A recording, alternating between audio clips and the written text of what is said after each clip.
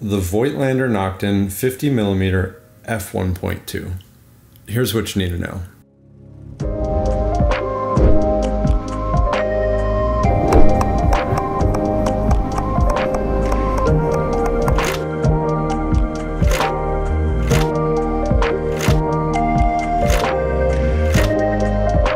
Before we even get started, I have to say I love this lens. It has a really unique image to it, and it's small, lightweight, and frankly looks good on the camera. First and foremost, it's fully manual focus and fully manual aperture, but it does have electronic contacts.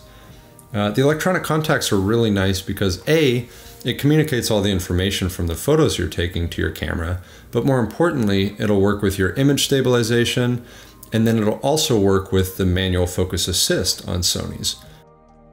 Being manual aperture, it also does have a clickless and clickable aperture ring.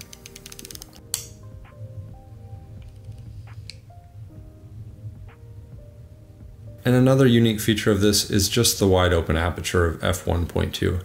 Not many lenses for even the price range that this fits in of over $1,000 have such a wide aperture, and especially in such a small, compact body. So onto the build quality. I think this is where Voigtlander stands out. I have not used a manual focus ring or an aperture ring that's as smooth and as nice to work with as Voigtlander's. For both photo and video, it's so handy to have such a dialed in focus ring, and it really makes a big jump in video because everything's linear and it's really easy to nail focus, to focus rack, or do anything on the fly. In terms of size and weight, it's quite small, but it does have some weight to it. It feels really well built, and you're gonna notice it right away that this just feels like a premium, sort of vintage lens. It does have a 58mm filter thread on it, and it does come with a lens hood. And the lens hood is metal. It definitely feels a little bit cheaper than the rest of the body itself, but it is a metal lens hood. And this is where I need to admit something to you. I actually dropped this lens after about a year of having it. I was at a parking garage taking some photos, wanted to switch lenses, and caught this on my jacket pocket as I was pulling it out, and it smashed into concrete from about 4 feet up. Fortunately, as I stated, it comes with a built-in lens hood, which was on it at the time, and that lens hood took all of the damage. It landed right there. This bent in quite a bit. I actually have since fixed it a little bit, but importantly, there was no damage to the lens itself. Maybe I got lucky because it landed on the lens hood, but ultimately I think this is still well built to be able to take that kind of shock and not have any huge distortions in the image from it. So let's talk a little bit about image quality. And I'll start by saying it's not perfect. This is not the perfect, clean, clinical, whatever you want to call it, image that you might be able to expect out of high-end premium lenses. This image quality, though, is very good and very unique. So here's an example. This shot was taken at f1.2, and you can see that it's almost like there was a little bit of butter smeared on the front of the lens. The details are still there, they're somewhat sharp, but it's just kind of smeared or something, right? And it has this kind of dreamlike feeling to it. Likewise, the contrast levels are a little bit less than you'll see when we stop down, but it has this really unique character. This photo was shot at f1.2. Again, it's got some of the same features. There's a little bit of this halation, or kind of schmear, as you want to call it. There's a little bit of swirling in how the background is rendered or the out of focused area is rendered. This is 1.6, and you can see the details are starting to come back quite a bit. Stop down to f2.8, there's a ton of contrast. The details are all here, and that schmear has kind of gone away. Again, important here, the colors are amazing. Every time I take a photo with this lens, I'm really impressed with what I get right out of camera. Things just tend to look really good. And they're kind of earthy. I would say it's very similar to, I've got a Sigma Art 35mm. It's very similar colors to that. But things look really good. There's definitely a notable vignette with this lens, especially when you're shooting wide open. It tends to go away as you get to about f2.8. But you can see here, there's quite a vignette to this. Again, you can remove this in post pretty easy in both photo and video for the most part. There's also a strong flare characteristic to it. When you shoot wide open, it offers this really awesome warm glow over your image. And it does a really good job, I think, of retaining a lot of the contrast in the image itself.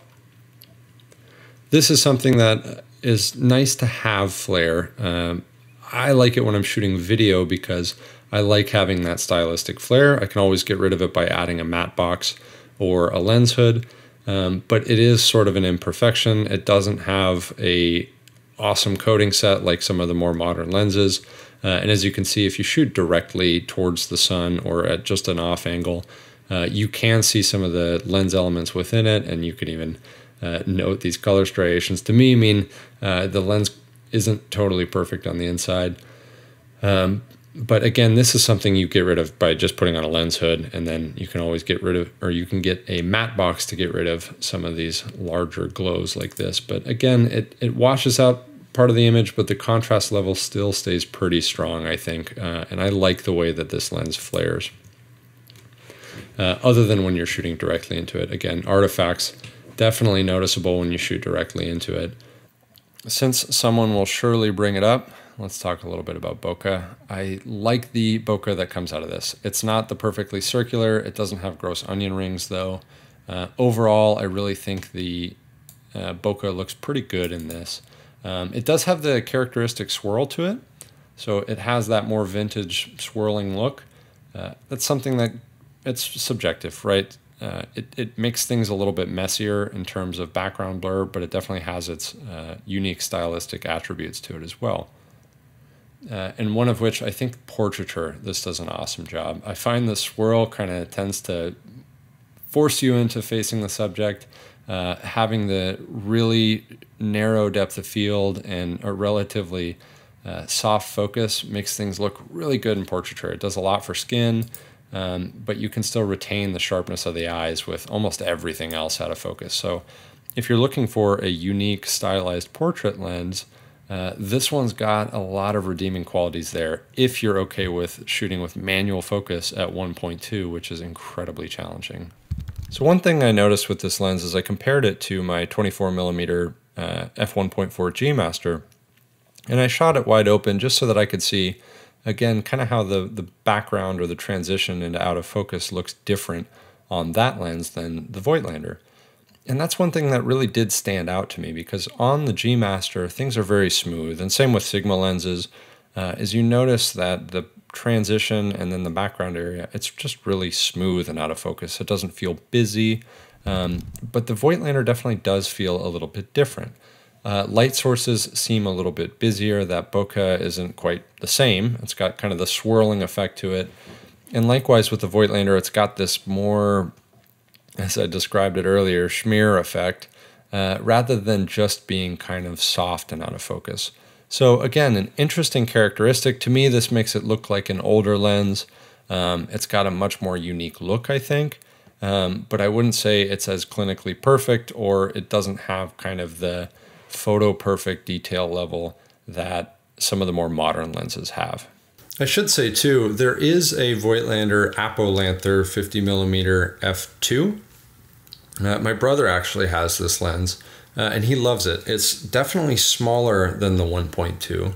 Again, they're still both quite small lenses. One of the interesting things when I compared the two is that it seems like when you stop this lens down, the 1.2 to f2, it seems to be competitively sharp with the Voigtlander.